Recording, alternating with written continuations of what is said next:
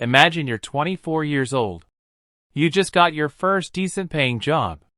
Your salary hits your bank account, and for the first time, you feel like you're finally doing well. Then one day, you see it. The car you've always wanted. It looks incredible. New. Shiny. Powerful. Everyone seems to notice it. You tell yourself, I can afford the monthly payment. And that sentence might be one of the most expensive sentences you ever say. Because here's the strange thing about cars. A car can make you feel richer while quietly making you poorer. You might earn more money every year. You might even get promotions. But if every income increase goes toward a more expensive car, your financial life can stay stuck in the same place for years. And the scary part? You may not even realize it's happening. Because being broke doesn't always look like having an empty bank account. Sometimes it looks like having a beautiful car sitting in your driveway, while having almost nothing invested. So today, let's break down the car trap. Why do smart, hardworking people fall into it? Why does a small monthly payment become such a huge financial burden? And most importantly, how can you enjoy driving a good car without letting your car control your financial future? Let's meet someone named Rahul. Rahul is 27. He earns 80,000 Indian rupees a month after taxes. He lives with his parents for now, has no major debt, and has managed to save around 2 Indian rupees lakh. Not bad. Then Rahul gets a raise. His salary goes from 80,000 Indian rupees to 95,000 Indian rupees. And suddenly, something changes in his mind. Before the raise, Rahul thinks, I should save more. After the raise, he thinks, now I can finally upgrade my lifestyle. This is completely normal. It's called lifestyle inflation. As your income increases, your spending often increases with it. Better phone, better restaurants, better vacations, better clothes, and eventually a better car. Rahul visits a dealership. The car costs 12 Indian rupees lakh. The salesperson doesn't really focus on the 12 Indian rupees lakh. Instead, they say, Sir, you only need to pay around 23,000 Indian rupees per month. 23,000 Indian rupees sounds much smaller than 12 Indian rupees lakh. And this is where psychology enters the picture. Humans are naturally attracted to smaller numbers. 12 Indian rupees lakh feels painful. 23,000 Indian rupees per month feels manageable. So Rahul thinks, I earn 95,000 Indian rupees. I can handle 23,000 Indian rupees. And he buys the car. At first, everything feels amazing. The new car arrives. Friends compliment him. He feels successful. Every morning, he gets into a car that reminds him, I'm doing well. But the financial damage doesn't arrive all at once. It arrives quietly, month after month. This is one of the biggest traps in personal finance. We tend to think about purchases in monthly payments instead of total costs. Imagine someone says, this phone costs 80,000 Indian rupees. You might hesitate. But if someone says, only 3,300 Indian rupees per month, suddenly it feels easier. The same thing happens with cars. But a car payment is only one part of the cost. Rahul's car might have a 23,000 Indian rupees loan payment. Then there's fuel, insurance, maintenance, parking, repairs, tires, registration, and depreciation. That last one is especially important. Depreciation simply means the car loses value over time. Rahul buys a car for 12 Indian rupees lakh. A few years later, it might be worth significantly less. But his loan payments didn't disappear just because the car lost value. So Rahul isn't just paying for transportation. He's paying for the car plus financing plus running costs plus lost value. And this is where the car starts competing with his future. Let's say Rahul spends an extra 25,000 Indian rupees every month on the car and everything connected to it. He doesn't think, I'm losing 25,000 Indian rupees of investment potential every month. He thinks, I'm spending 25,000 Indian rupees to have a nice car. That's a very different way of looking at the same decision. And this is called opportunity cost. Opportunity cost means when you spend money on one thing, you give up the opportunity to use that money somewhere else. Imagine Rahul invests that 25,000 Indian rupees every month instead. Over many years, that money could potentially grow into a substantial amount. The exact result depends on investment returns, taxes, fees, and time. But the important point is this. Money invested today doesn't just remain money. It has the opportunity to grow. That's why your 20s and 30s can be so powerful financially. You have something incredibly valuable: time. A rupee invested today has more time to potentially grow than a rupee invested 10 or 20 years from now. So when Rahul chooses a more expensive car, he isn't only choosing a car. He's also choosing what that money cannot become.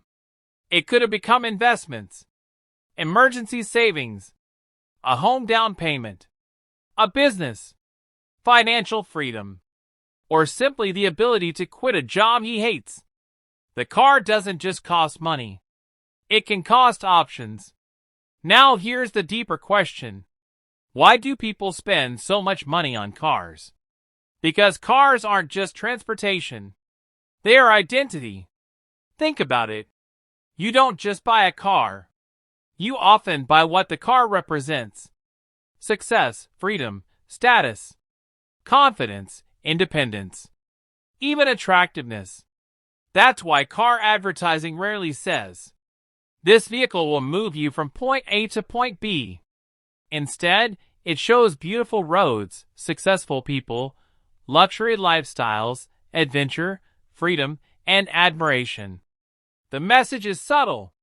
Buy this car and become this person. And our brains are extremely vulnerable to this. We compare ourselves with other people. Your friend buys a new SUV. Your coworker gets a luxury sedan. Someone you went to school with posts pictures of their new car. Suddenly, your perfectly functional car feels old. Nothing changed about your car. Your car still works. Your commute is still the same. But your perception changed. And that's the dangerous part of lifestyle inflation. You can become dissatisfied with something you were perfectly happy with, simply because somebody else upgraded. Imagine 3 friends. Amit earns 60,000 Indian rupees a month. Rohan earns 1 Indian rupee lakh. Vikram earns 2 Indian rupees lakh. You might assume Vikram has the best financial life. But what if Vikram has a 70,000 Indian rupees monthly lifestyle? Amit saves 20,000 Indian rupees. Rohan saves 35,000 Indian rupees. Vikram saves 10,000 Indian rupees. Who is actually building wealth faster? Income matters. But what you keep matters too. And this creates an invisible competition. People don't usually compete over net worth. They compete over visible things: cars, phones, clothes, restaurants, vacations, houses. The problem is that wealth is often invisible. A person driving a 10-year-old car could have a large investment portfolio. A person driving a luxury car could have almost no savings. But when you see them on the road, you can't tell the difference. This is why trying to look wealthy can be financially dangerous.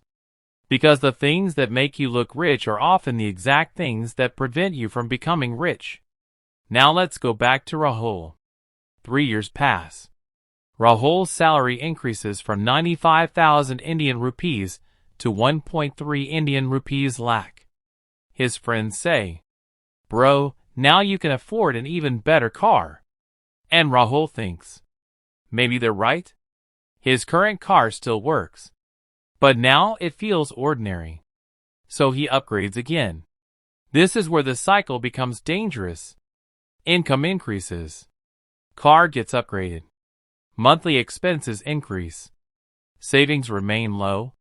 Then income increases again. Another upgrade. This can continue for decades. And the person might genuinely believe, I earn a lot. Why am I still not financially secure? Because every income increase is being converted into a higher standard of living.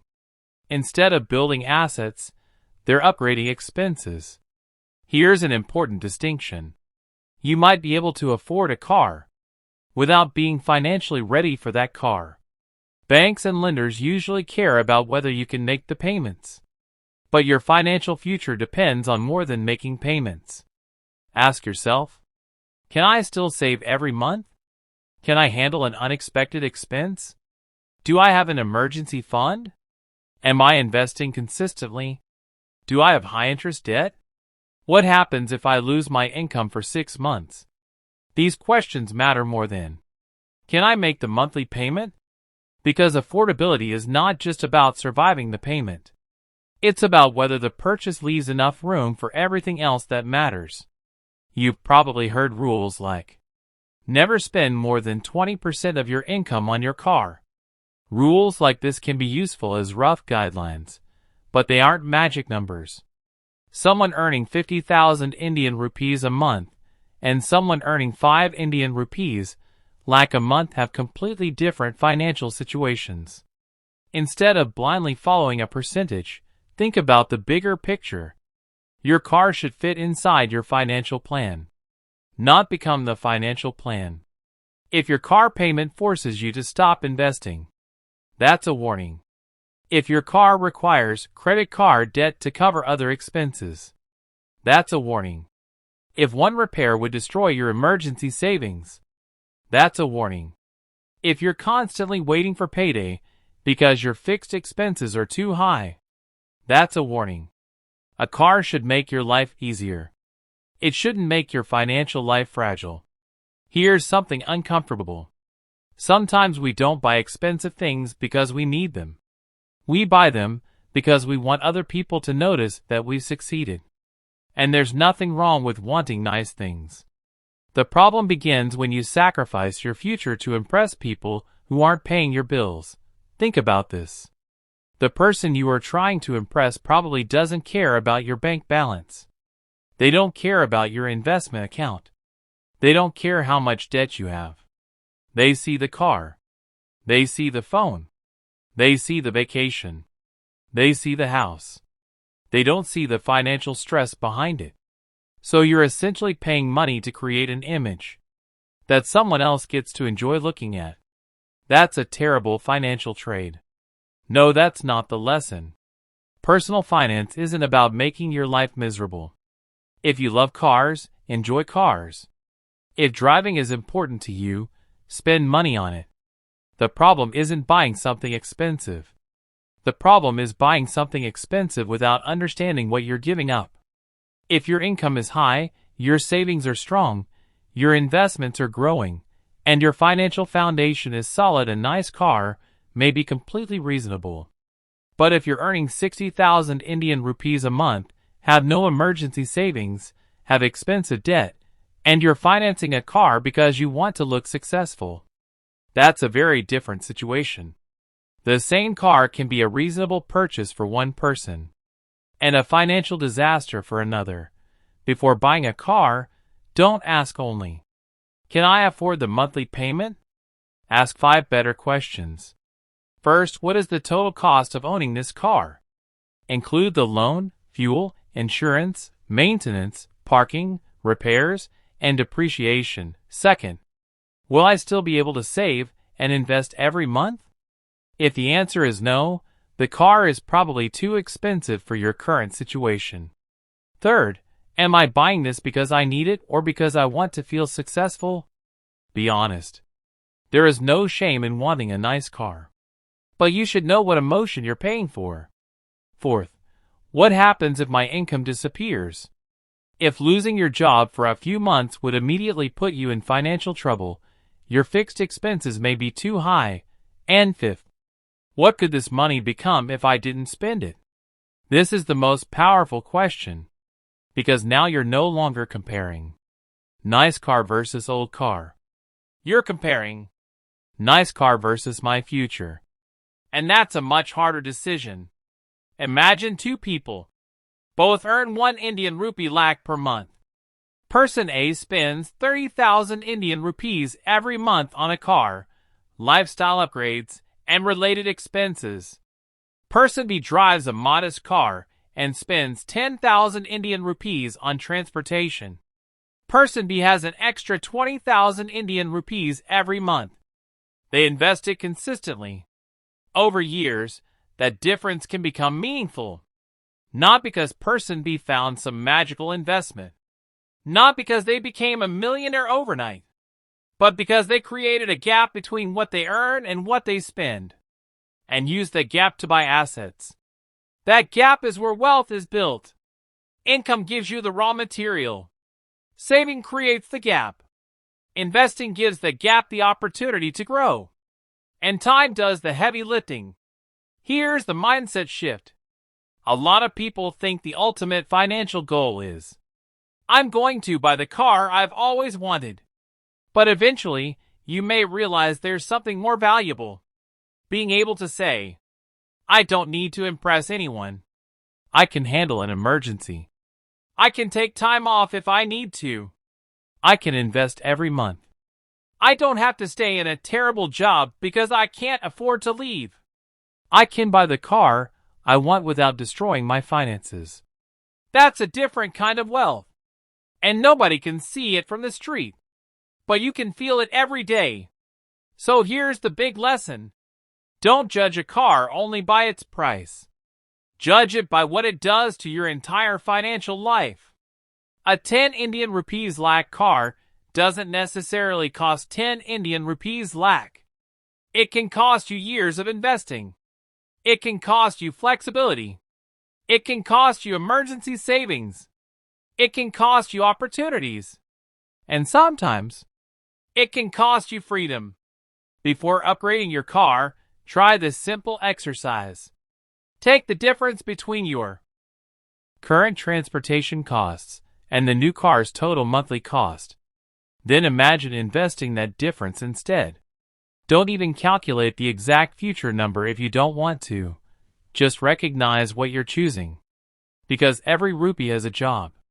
You can use it to make your present life more comfortable. Or you can use it to make your future life more flexible. The smartest choice isn't always the cheapest car. It's the car that lets you enjoy your life without stealing from your future. The next time you see someone driving an expensive car, remember, you don't know their financial situation. They could be wealthy. They could be deeply in debt. They could own the car outright. They could be spending every rupee they earn to maintain the appearance of success. You simply don't know. And that's why comparing yourself to what you see is dangerous. Because you're comparing your financial reality to someone else's highlight reel. Your goal isn't to drive the most expensive car among your friends.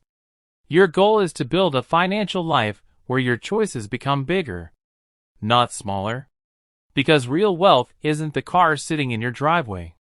Real wealth is having enough financial strength that you don't need the car to prove anything. And maybe the greatest upgrade isn't buying a more expensive car.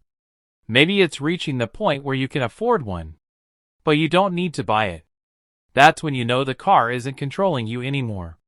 You are?